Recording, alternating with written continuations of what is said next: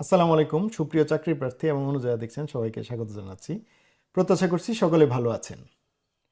44তম BCS প্রশাসন ক্যাডারে পঞ্চম স্থান অধিকার করেছেন এবং মিল্ক বিটার অ্যাসিস্ট্যান্ট ম্যানেজার নিয়োগ পরীক্ষায় প্রথম স্থান অধিকার করেছেন এরকম একজন মেধাবী কর্মকর্তার সাথে আজকে আমরা কথা বলবো। আমাদের সাথে স্টুডিওতে আছেন জনাব মেহেদী হাসান।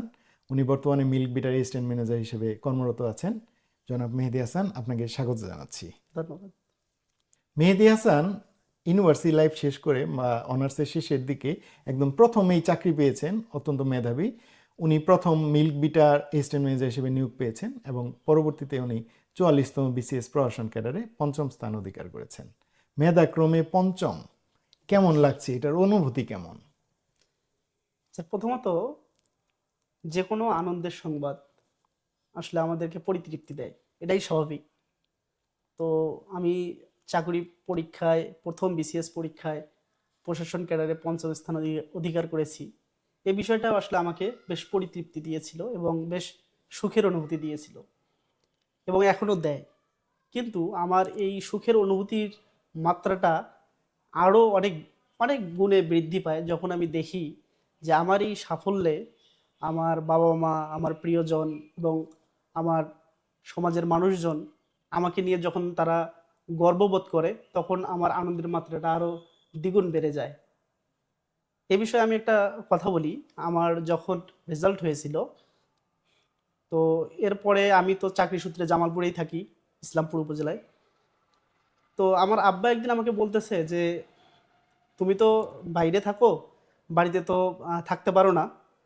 তো এখন মানুষজন তোমাকে দেখতে না পেয়ে আমাকে দেখতে আসতেছে, জাস্ট দেখি তো কার ছেলেটা ম্যাজিস্ট্রেট হচ্ছে। তো উনি যে গর্ব নিয়ে কথাটা বলেছিলেন বা আনন্দ নিয়ে কথাটা বলেছিলেন, তো এই ব্যাপারটা আমাকে আহ, আমার যে আনন্দের পরিমাণ এটি অনেক গুণে বাড়িয়ে দিয়েছে। তো সর্বোপরি একটাই কথা, যে আমার এই সাফল্যে আমি আমার পরিবারের মুখে হাসি ফোটাতে পেরেছি, এটাই আমার জন্য সবচেয়ে বড় পাওয়া। ধন্যবাদ। ধন্যবাদ। আমরা জানলাম যে একজন প্রার্থী বা একজন মানুষ যখন সফল হয়, তার পরিবারের প্রত্যেকটি মানুষ সেই সফলতার ফল এনজয় করতে পারে বা সেই আনন্দটা, পরিতৃপ্তিটা পেয়ে থাকে। জি। তো আমরা যারা সফলতার গল্প শুনি বা ভবিষ্যতে সফল হতে চাই, আপনি আপনার পরিবারকে একটা চমৎকার গিফট দিতে চান, যদি আপনার পরিবারের মুখে হাসি ফোটাতে চান, আপনি বাবা মাকে প্রাউড করতে চান, আমার মনে হয় ভালো একটা অর্জন, যে কোনো অর্জন, সেটা চাকরি হবে এরকম না, আপনার যে কোনো একটা ভালো অর্জন আপনার ফ্যামিলির মুখে, আপনার বাবা মার মুখে হাসি ফোটাবে। জি। জনাব মেহেদী হাসান বর্তমানে অ্যাসিস্ট্যান্ট ম্যানেজার মিল্ক বিটে হিসেবে কর্মরত আছে। বর্তমান চাকরি জীবন কেমন লাগছে? আপনার পোস্টিং তো জামালপুর জেলায়। জি স্যার। স্যার, আমি যখন ক্যাম্পাস লাইফে ছিলাম, তো সে সময়ই আমার একটা চিন্তা ছিল যে আমার হলে যতদিন আছি, হল থেকে আমাকে যাতে মেসে না উঠতে হয়, হল থেকেই আমি চাকরি নিয়ে বের হব, এরকম একটা টার্গেট আমার ছিল।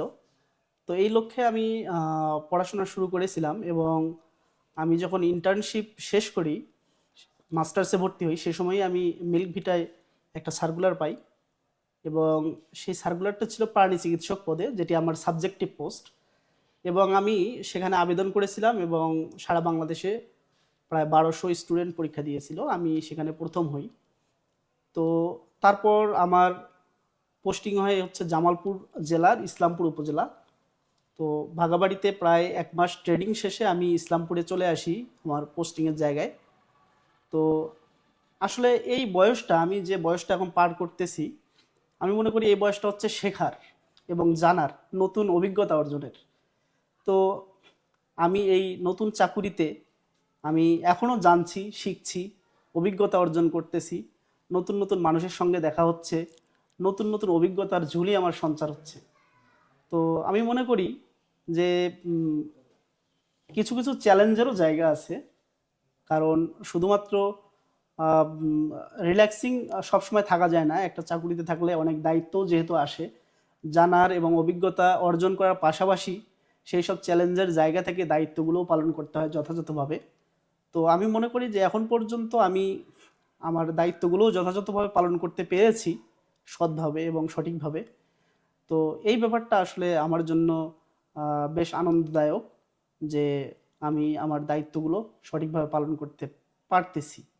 এজন্য আমার যারা অফিসের স্টাফ আছে, ওনারাও বেশ আমাকে পছন্দ করেন এবং আমার প্রতি তারাও বেশ প্লিজড বা খুশি, এবং ওনারা প্রায়ই আমাকে বলেন যে স্যার, আমরা প্রায় 20 বছর বা 15 বছর ধরে চাকরি করতেছি, আপনার মতো আমরা কোনো স্যার পাইনি। তো আসলে ব্যাপারটা হচ্ছে যে আমার যে সবার সাথে অ্যাপ্রোচ এবং তাদের সাথে ব্যবহার এবং তাদেরকে যে দায়িত্বগুলো আমি ডিস্ট্রিবিউট করে দিয়েছি এবং তাদেরকে দিয়ে আমি সঠিকভাবে কাজ করিয়ে নিচ্ছি, এই সব যে ব্যাপারগুলো, এই দায়িত্ববোধের জায়গা থেকেই ওনারা আমাকে হয়তোবা তাদের আপন করে নিয়েছে। তো আমিও বেশ এনজয় করতেছি এই চাকরিটাকে, এবং হয়তোবা কিছুদিন পর চলে যাব এই প্রতিষ্ঠান ছেড়ে, তখন আসলে মিস করবো এই প্রতিষ্ঠানকে।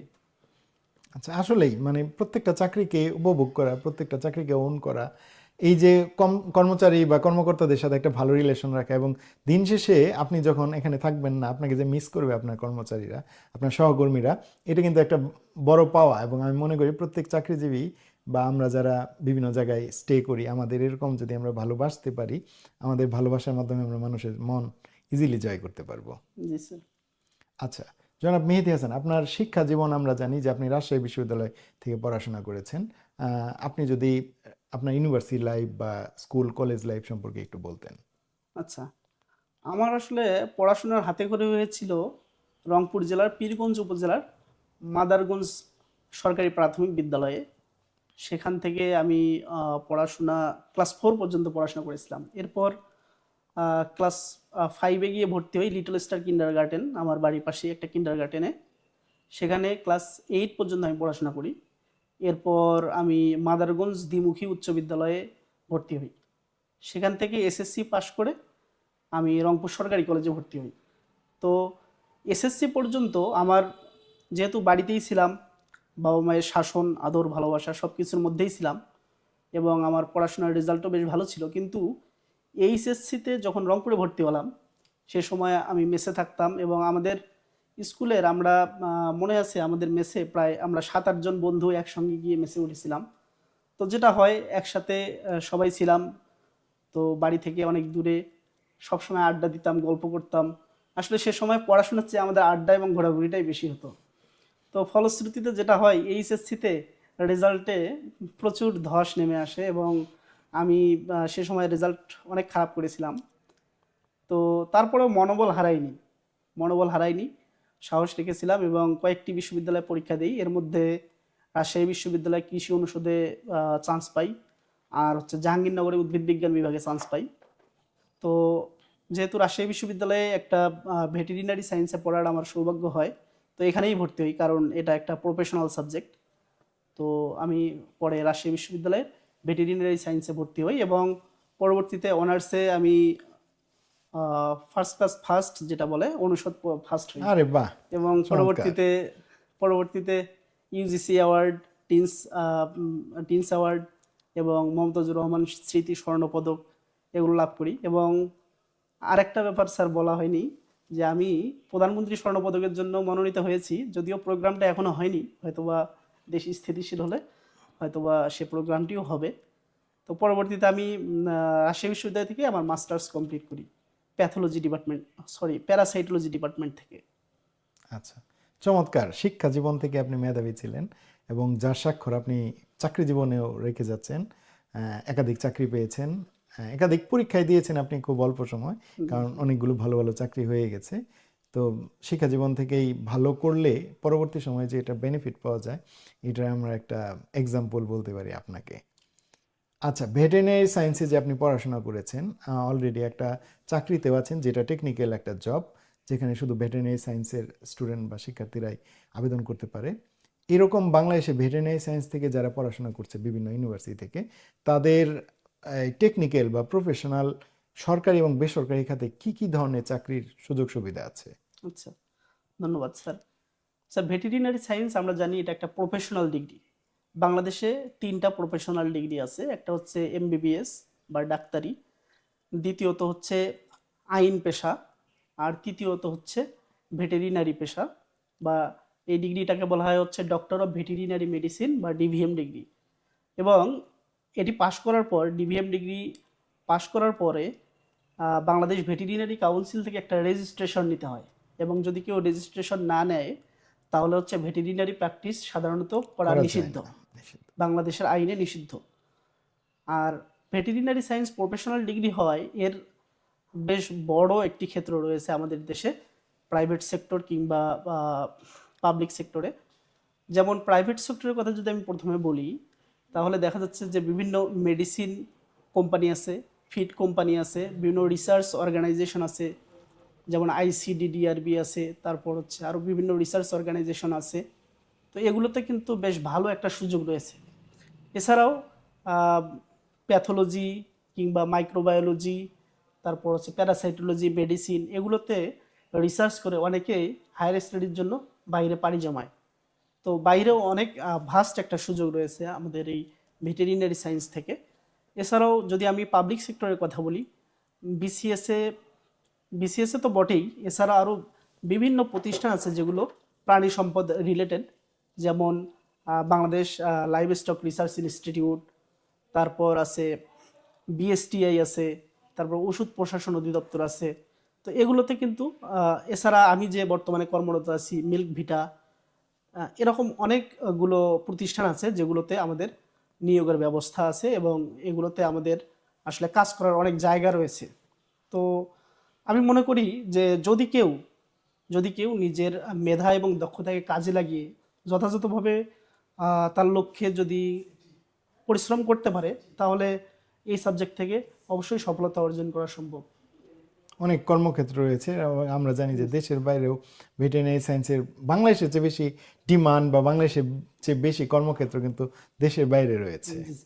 এছাড়া স্যার আরেকটা ব্যাপার আমি ভুলে গিয়েছিলাম, যে অনেককেই দেখতেছি যে বর্তমানে পেট প্র্যাকটিস করতেছে, এবং বাংলাদেশে পেট এবং পোলট্রি শিল্প এগুলো কিন্তু অনেকভাবে বৃদ্ধি পাচ্ছে এবং গ্রো করতেছে। তো অনেকেই প্রাইভেট প্র্যাকটিস করেও কিন্তু বেশ ভালো তার কেরিয়ারটাকে ডেভেলপ করার সুযোগ পাচ্ছে। এটা অবশ্যই একটা পজিটিভ দিক। হ্যাঁ, আমিও এটা লক্ষ্য করেছি।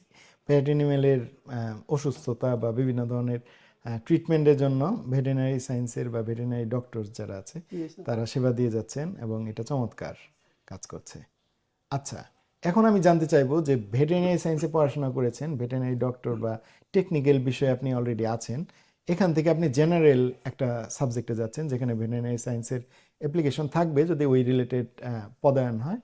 প্রশাসন ক্যাডার, ভেটেরিনারি সায়েন্স থেকে প্রশাসন ক্যাডার কেন এমন মনে হলো, বা এটি নিয়ে যদি কিছু বলতেন। আচ্ছা স্যার, আমি যখন আমার জব প্রিপারেশন নেওয়া শুরু করি, আমার স্টুডেন্ট লাইফ থেকে আমার একটা অভ্যাস ছিল যে আমাদের যে ভেটেরিনারি রিলেটেড যে সব বড় ভাই পাশ করে গেছেন, যে স্যাররা আছেন, ওনাদের সাথে বিভিন্ন সময়ে কথা বলা বা তাদের কাছে যাওয়া, তাদের পরামর্শ নেওয়া। তো সে সময় থেকেই স্যারদের একটা পরামর্শ আমি সে সময় থেকেই খেয়াল করতাম। স্যাররা একটা কথাই বলতেন যে আমাদের এই সেক্টরে অনেক সংকট।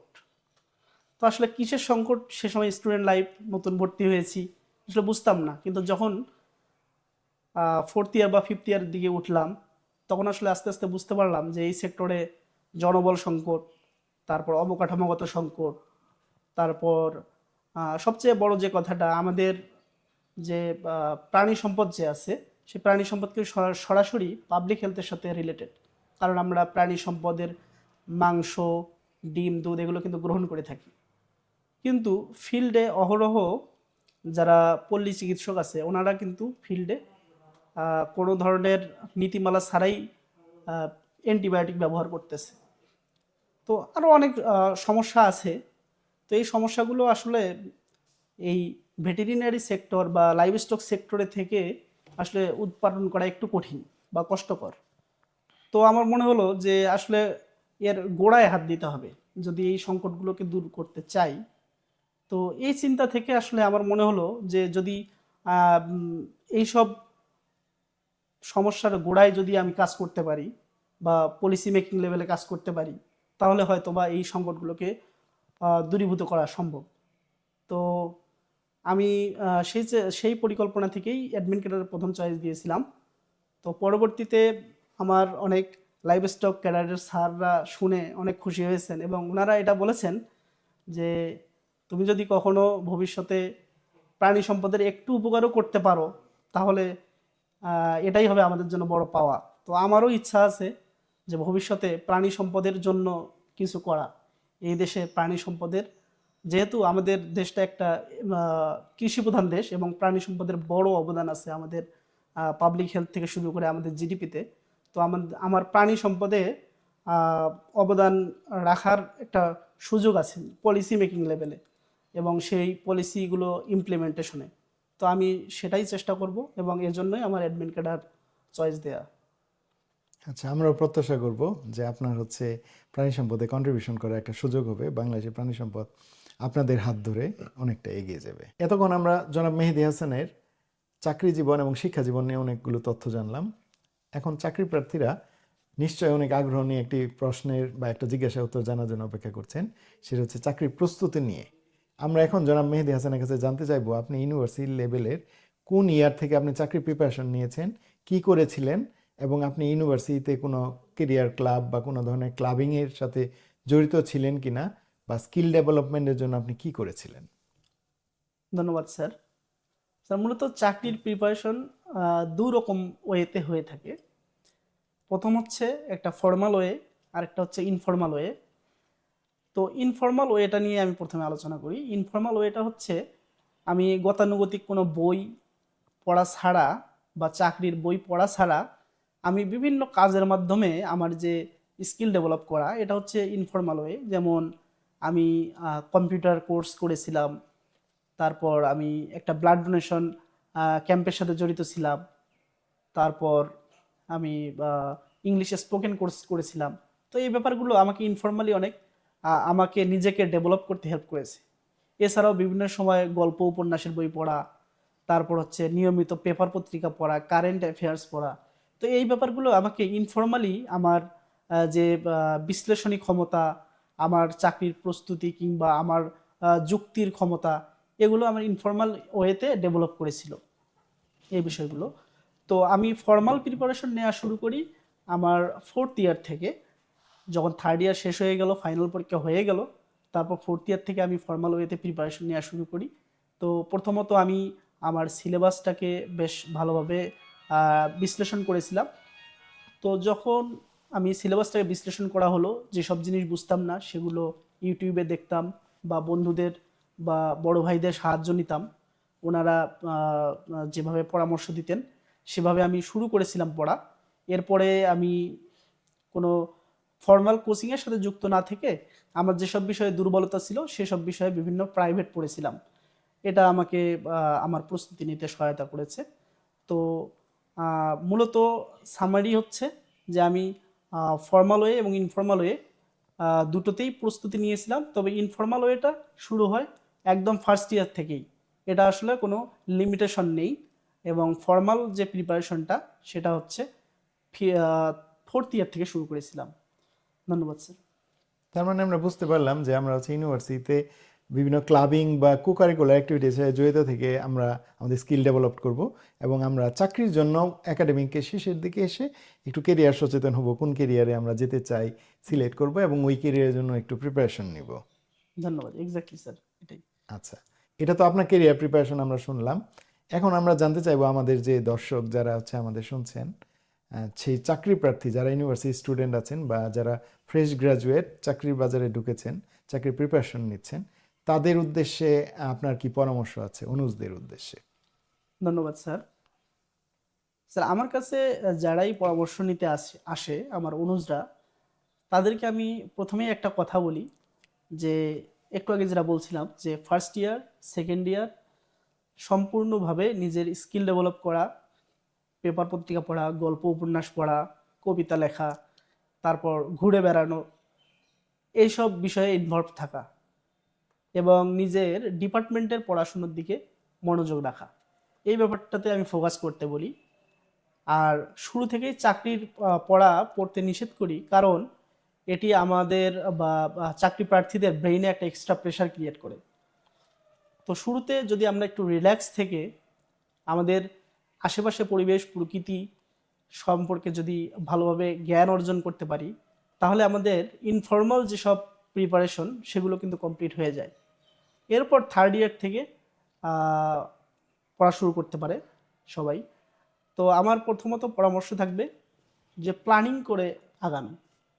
প্রথমত একটা নির্দিষ্ট প্ল্যান মাফিক বা রুটিন মাফিক পড়াশোনা করতে হবে এবং অবশ্যই সিলেবাসটাকে ফলো করতে হবে।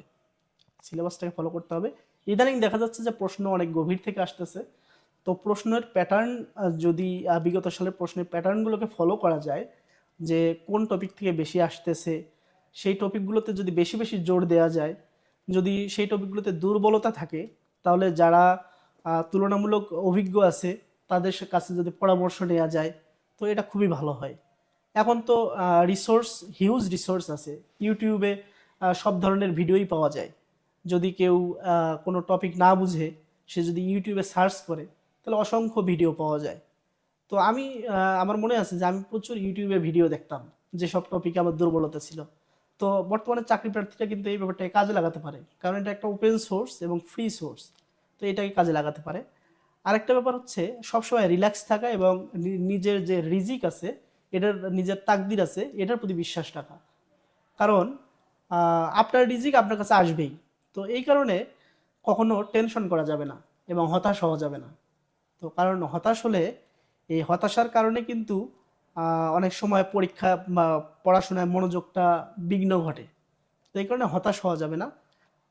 সবসময় আল্লাহর উপর ভরসা রাখতে হবে। আরেকটা ব্যাপার মাথায় রাখতে হবে যে আমরা যারা চাকরি প্রার্থী আছি, সবাই কিন্তু চাকরি পাবো না, এটাই কিন্তু বিটার ট্রুথ। তো আমাদেরকে মাথায় রাখতে হবে যে we grow to serve the nation or to build the nation. সুতরাং আমরা চাকরি পাবো অথবা না পাবো, আমাদেরকে নিজেদেরকে গড়ে তুলতে হবে দেশের মানুষের জন্য, দেশের কল্যাণের জন্য এবং সমাজের কল্যাণের জন্য। এটাই হচ্ছে শেষ কথা। আরেকটা ব্যাপার আছে যে সবাই মানবিক মূল্যবোধ সম্পন্ন বিনয়ী মানুষ হওয়ার চেষ্টা করব এবং আহ, সবাই নিজ নিজ ধর্মীয় অনুশাসনগুলো সঠিকভাবে মেনে চলার চেষ্টা করব। আশা করি সবার ভাগ্যে আল্লাহ পাক ভালো কিছুই রেখেছেন। সবার জন্য শুভকামনা। ধন্যবাদ জনাব মেহেদী হাসান। আমরা আপনার কাছ থেকে অনেক গুরুত্বপূর্ণ তথ্য জানলাম, বিশেষ করে যারা ভেটেরিনারি সায়েন্সে পড়াশোনা করছেন, শিক্ষার্থী আছেন, আপনারা আপনাদের একজন অগ্রজ যিনি ভেটেরিনারি সায়েন্সে পড়াশোনা করেছেন, একাধিক চাকরি পেয়েছেন, সফল হয়েছেন। ওনার স্টাডি লাইফ, শিক্ষা জীবন এবং চাকরিতে উনি কীভাবে প্রিপারেশন নিয়েছেন, এই তথ্যগুলো আপনারা জেনেছেন, আপনারা উপকৃত হয়েছেন। আমাদের স্টুডিওতে অনেক সময় দিয়েছেন জনাব মেহেদী হাসান। আপনাকে ধন্যবাদ আমাদের স্টুডিওতে সময় দেওয়ার জন্য। আপনাকেও ধন্যবাদ স্যার।